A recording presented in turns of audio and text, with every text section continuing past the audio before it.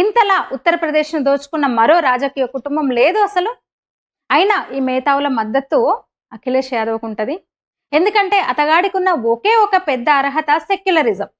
మరి వీళ్ళ దృష్టిలో చేతగాని యోగికున్న పనికిరాని అర్హతలు ఏంటంటే 19 ఏళ్ళు ఎంపీగా పనిచేసిన కనీసం 19 కోట్లు కూడా కూడబెట్టుకోలేదు. చేతగాని తనమే మూర్ఖత్వం ఏది? చేతగాని మూర్ఖుడే యోగి.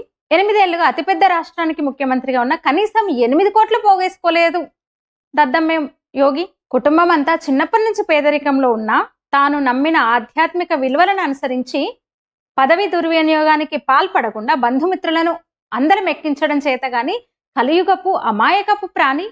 మరి ఎందుకీ సోది? ఇప్పుడు ఆ యోగిని ఎందుకు మోస్తున్నట్టు మనం ఎందుకు మోయాలి అంటే, ఈ మేధావులు ద్వేషించే ఆ చదువురాని కాషాయాంబరదారిని ప్రపంచ బ్యాంకు మెచ్చుకుంది.